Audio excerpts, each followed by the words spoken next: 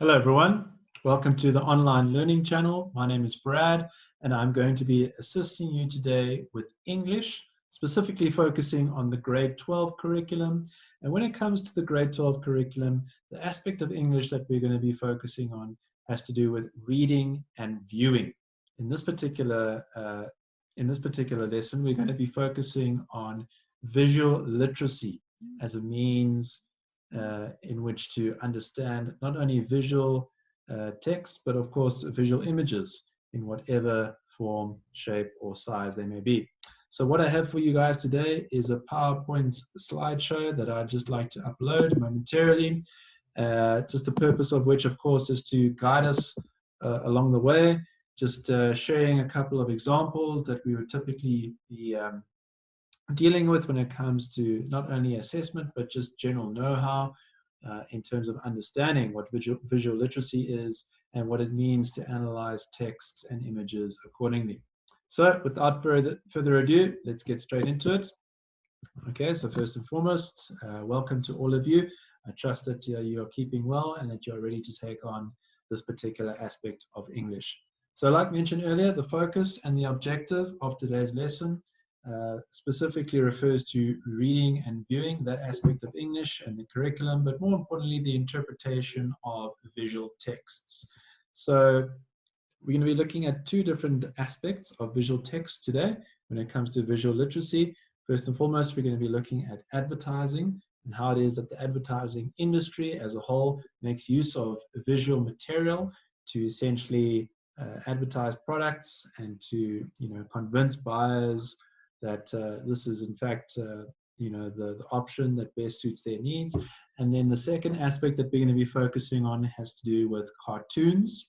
In this particular case, it is a political cartoon, just making reference of current affairs and events that are now shaping and defining the society that we live in today. But first and foremost, let us focus on visual literacy itself when it comes to just a couple of points to keep in mind when it comes to visual literacy. Firstly, visual literacy is asking us to analyze and understand the meta language of advertising. So when it comes to the meta language of advertising, this basically just makes mention of the notion that we need to understand what kind of message the advertisement is now trying to bring across in terms of reaching a specific audience. Whether you are that audience or not is of course dependent on the product or the service that's being advertised, but there's a specific, say, language that the advertiser makes use of that just really gets that message across. Secondly, we are to analyze the language and the layout features used in advertising. Of course, it's all very visual, it's all very stimulating, so naturally our senses are having to make sense of what is presented before us. Often is the case that there's a need to recognize any kind of racial or gender stereotypes being made use of in the advertising format, whatever kind of format that may be. And then, of course, to recognize the difference between intentional, unintended, and, of course, situational irony. So not all ads typically display these features, but, of course, those that really do leave a lasting impression often do make use of these particular techniques. So now when it comes to advertising itself, we must understand that advertisement promotes a particular product or service, usually by emotive and persuasive means. That's not to say that they're doing it in a kind of manipulative-like manner, but more so in a way that really speaks to whatever audience it may be. So I've got an acronym here for you that just is a nice, useful study tip that you can make use of just to recall this particular approach that advertisers would typically take in terms of selling their particular product or service. So firstly, the first letter refers to attention. A stands for attention. In any advertisement, the objective is to grab the consumer's attention. I think that goes without saying. Secondly, I stands for interest. An advertisement should sustain the buyer's interest. This is when the advertiser has really captivated their audience in a way that now compels the actual buyer to go out and purchase the product or the service that's being offered. Then D stands for desire. An advertisement should create a desire to possess the advertised product. Okay, this is obviously speaking to the needs and the wants of the audience. And then lastly, A stands for action. Okay, so the advertisement should spur the buyer into action. It should be a case of no hesitation, no second thoughts. The buyer is convinced that this is the product that they are after at the end of the day. Okay, there are a couple of techniques, of course, or persuasive techniques that advertisers do make use of in terms of reaching their audience. So we're going to go through a couple of examples.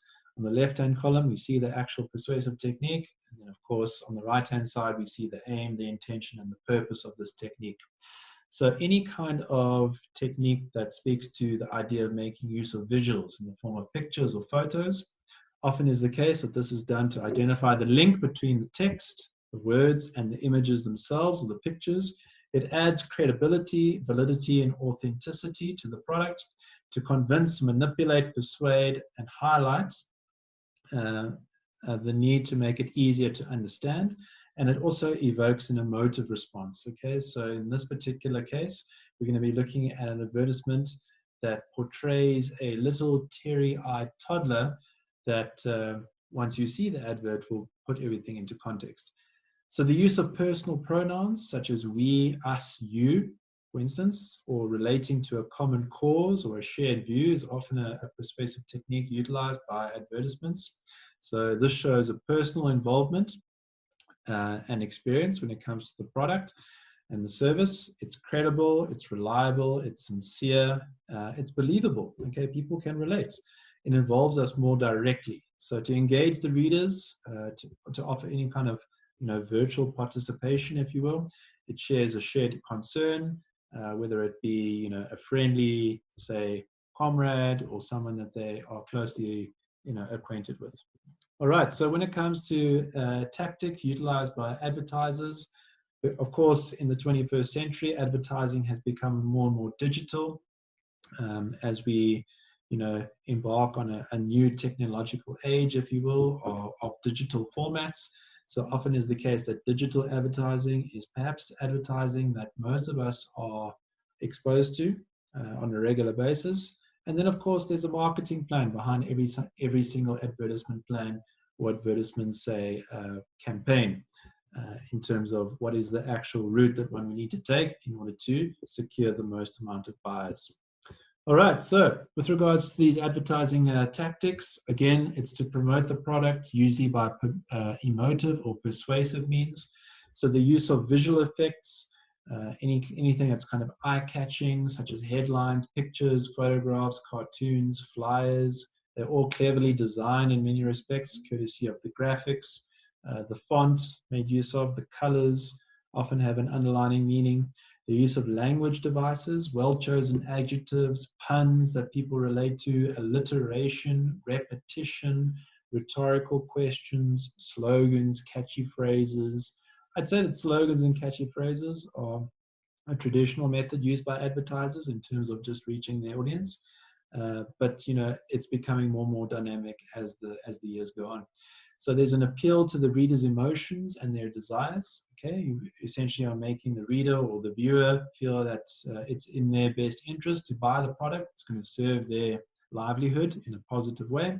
And it also addresses universal concerns. Okay, so things like self-esteem, things like health, financial, physical security, these are all issues that people deal with on a day-to-day basis, often seeking out solutions to these challenges that they may face. Adverts may make use of statistical claims and successes. This is often an objective way of which to gain credibility. They may incorporate humor.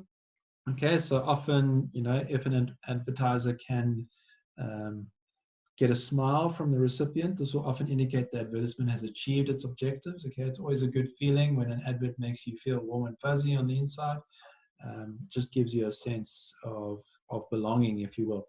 Make use of appealing gimmicks, okay, things like free gifts or prizes or special offers that go hand in hand with the actual advertisement. And then, of course, the use of sound effects, okay, things like jingles, songs, lyrics, appropriate background noises or sounds that just give it that extra kind of dynamic or extra kind of, say, persona, if you will. So this is the advertisement that I was making mention of earlier. It is an advertisement courtesy of Shell. It's the Shell Corporation, obviously a well-renowned corporation that deals in the production and distribution of oil. So in this particular case, the title of this particular advert is as follows: let's keep the lights on when she's your age. Okay, so this is obviously appealing to perhaps the adult population, this particular point in time, so as to afford their children the opportunity to live a life that they deserve. So as to what that particular title is referring to, the text is quite small in this particular image. So what I've done is I've just enlarged the text that we can make sense of what the advert has to say. So it is a fairly lengthy text, but we need to understand the context in order to understand the actual objectives of the advertisement. So what sort of world would this little girl grow up in? Many experts agree it will be a considerably more energy-hungry one. There are already 7 billion people on our planet, and the forecast is that there will be around 2 billion or more by the year 2050. So are we going to keep the lights on for her? So if we are going to keep the lights on for her, we will need to look at every possible energy source. At Shell, we're exploring a broad mix of energies. We're making our fuels and lubricants more advanced and more efficient than before. With our partner in Brazil, we're also producing ethanol, a biofuel made from the renewable sugarcane, and we're delivering natural gas to more countries than any other energy company. So when used to generate electricity, natural gas emits around half the CO2 emissions that coal produces. Let's broaden the world's energy mix. Okay, so that is the pitch, essentially, that Shell is now offering the viewers or the readers in this particular advertisement. And along with the text is an image of a young girl all snuggled in bed, reading a book, with the advertiser bringing across the impression that this is something to bear in mind, the young girl's future. So with regards to a couple of questions and answers that one may have regarding this particular advert, I've just pieced together a couple so as to guide the audience, in this case you guys, with regards to understanding the advert and what kind of questions you could come across when faced with any kind of visual literacy sections in your exams. So the question: what is the implication of the headline, let's keep the lights on when she's your age? Okay, so often is the case that questions will go straight to the headline to make sense of it. So in this case, the implication is the conclusion that can be drawn from something, although it is not explicitly stated. So even though this particular headline does make mention of the fact that the lights need to be kept on until she, of course, becomes an adult and then, of course, progresses onto an elderly age, it doesn't necessarily give us a clear indication as to what they mean by that. So what conclusions can you draw from the headline is often a good question that you need to ask yourself. So the answer in this particular case, the advertiser is addressing the need for this generation to conserve energy. So this is the point, but we need to ask ourselves the question, why? So that the next generation can continue to experience the benefits of things like electricity. So you've offered an explanation, you've offered a conclusion to your point, and this is essentially the implication that you have drawn from the heading. Or alternatively, the advertiser is warning of the impending doom that now awaits the world. This is more of a negative, say, connotation, if you will. This is the implication. If the current wasteful practices continue, okay, so the wasteful practices of making use of energies in a sufficient and efficient manner, maybe not so much the case in the current world. Things are progressing, things are getting better, but it's not nearly on the scale that is required. All right, so a second question. Comment on the repetition of the plural personal pronouns, our, where, and we, as an advertising technique. So what kind of reason do advertisers make use of when it comes to personal pronouns in terms of the actual advertising technique? So you should immediately see that this is a technical question and you should answer accordingly. The repetition of the pronouns drives the point home or emphasizes that the company and the readers are jointly responsible for the solution. So this is a collective effort. Everybody's involved. There's no, say, there's no room for, one individual taking the blame or one individual, say, providing the solution. It's up to the community as a whole. Or the personal pronouns convey a direct personal appeal to the reader themselves. So the reader may just be, paging through whatever, platform this may be, and they may come across this particular advertisement whether they would have liked to or not, and it's almost appealing to the reader to take action in whatever way or fashion that is possible. Or alternatively, once again, the personal pronouns engage the reader or motivate the reader to take action. So again, it's not a guilt trip necessarily, but it's more so a technique utilized to encourage the reader. Okay, so here's the image once again. As you can see, it's a pretty safe and secure environment. The young girl in her bed at home, reading her novel, reading her bedtime stories, and ultimately this is the future that this particular family in question would want to provide for her and her children one day. Okay, so additional questions. Comment on the appropriateness of the image in the context of the advertisement as a whole. Okay, so, this is a young girl in bed, just minding her own business, if you will. But the broader, say, message or the broader, say, issue at hand here is the use of energies in a sustainable and efficient manner that will ultimately result in the world either succeeding or perishing, if you will. Not to sound too dramatic, but ultimately this is what is being addressed here. So when it comes to answering this particular question, you need to obviously understand what the image is, and you have to tell the marker what the image is. So in this case, the image portrays a young girl snugly reading a book in bed. Okay, so what is the point of the image for this advert? How does the image link to the advert? That's the next question you would need to ask yourself. So this is in sharp contrast to the text, which comments on Shell's activities in the Arctic as a nightmare. Okay, so Shell being accused of just perhaps exploiting the natural resources that the globe has to offer us.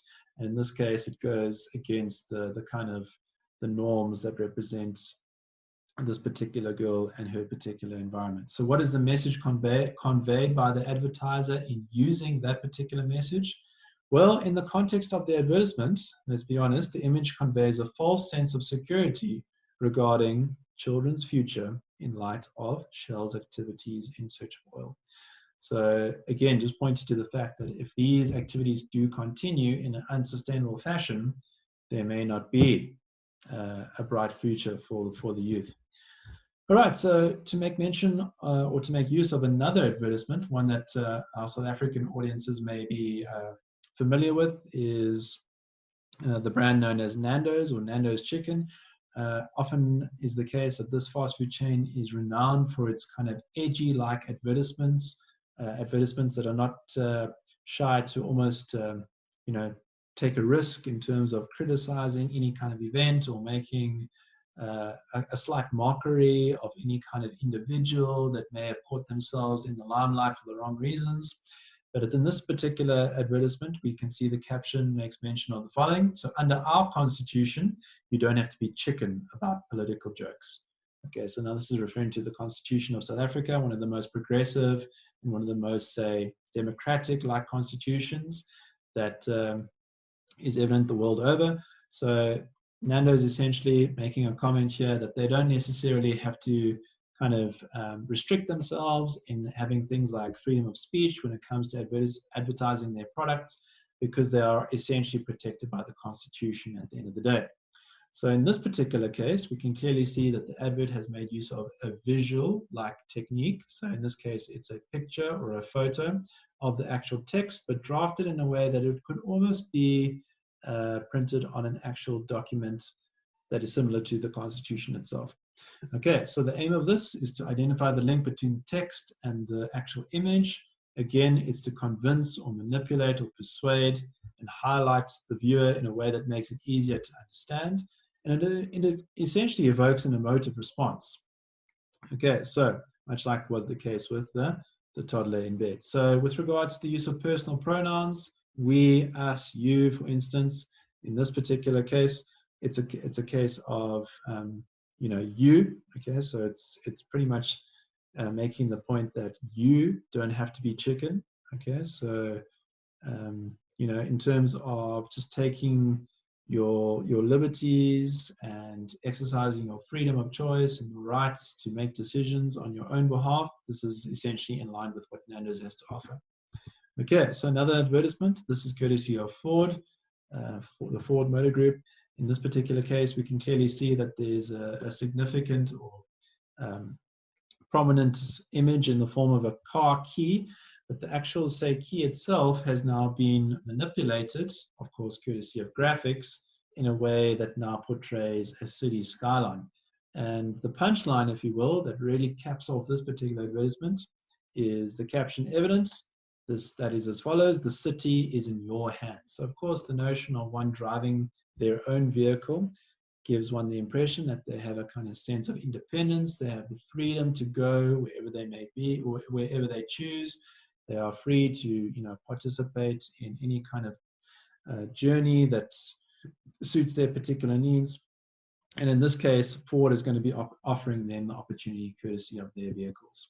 So in this case, it's a case of expression in the form of clever sayings to impress the actual viewer, to astonish, to imprint a kind of message.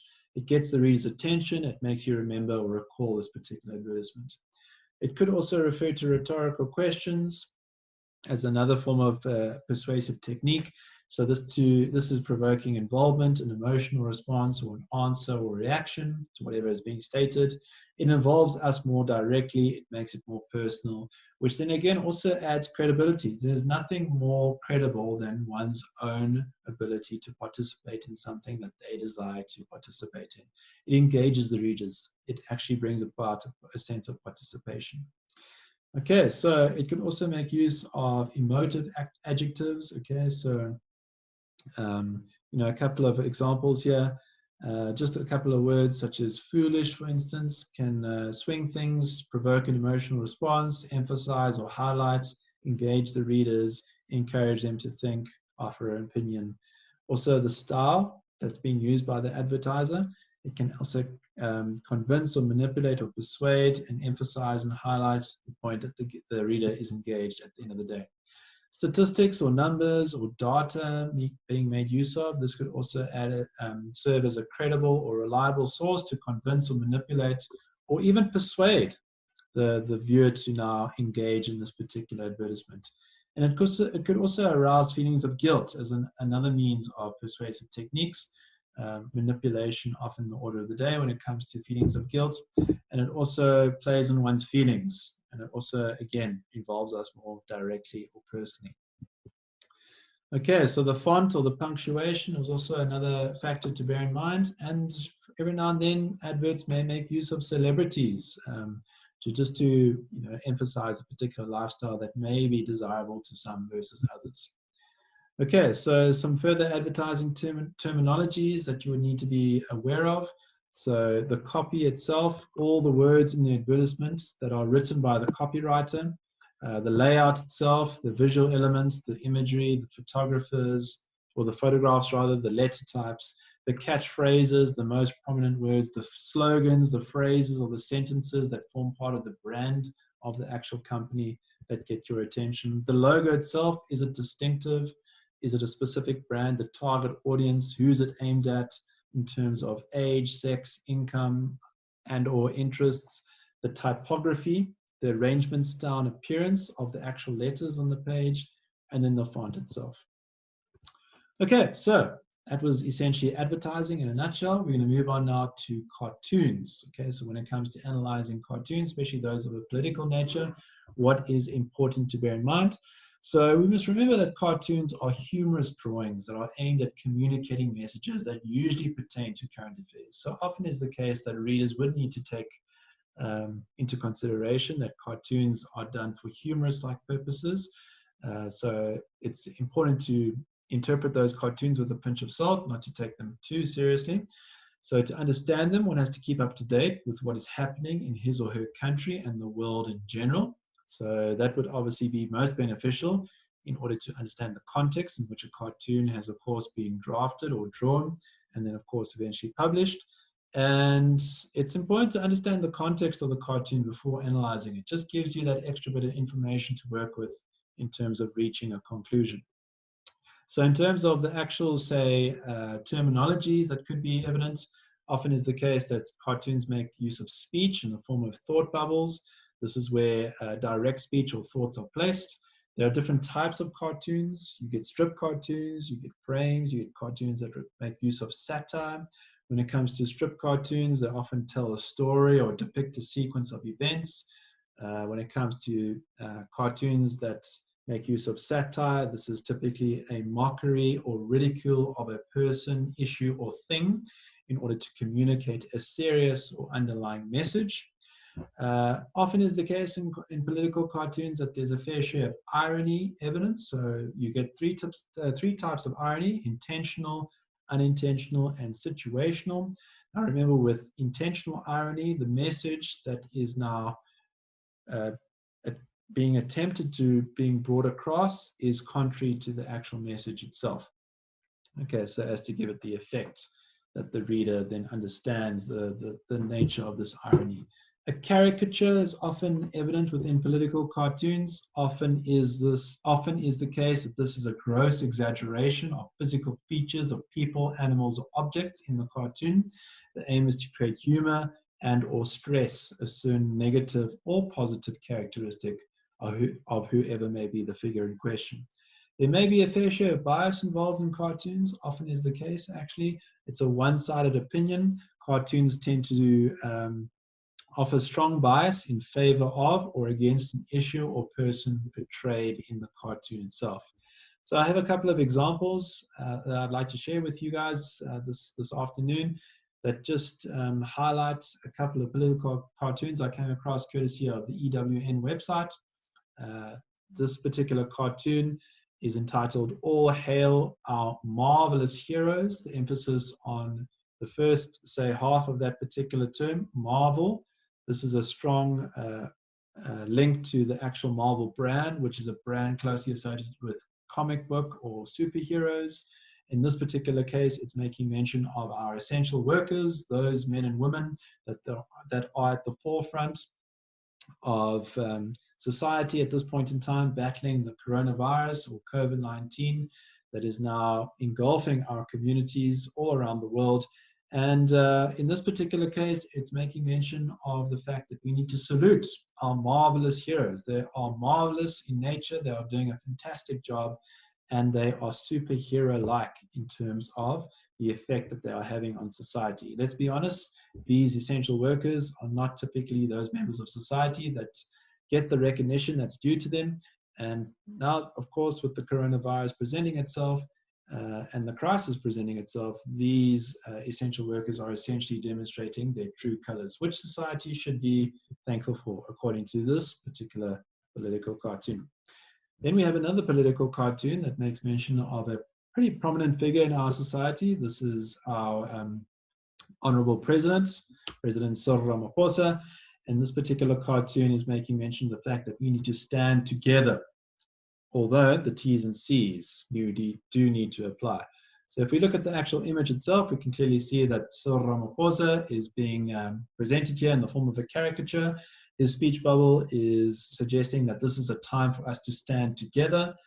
And then, of course, an additional speech bubble indicating that we should do so, but there's a strict C&C being applied here that we should do so while keeping apart, because, of course, social distancing has been identified as one of the key, say, approaches that societies can take in terms of just deterring this particular virus and preventing it from spreading. So we're all facing a national lockdown at this point in time, and it is proving to be difficult and challenging for many. But rest assured, the president does have, of course, the country and the people of the country, at heart in terms of just sustaining their livelihoods and doing so to the best of his ability and encouraging us as a society to, of course, abide by his wishes.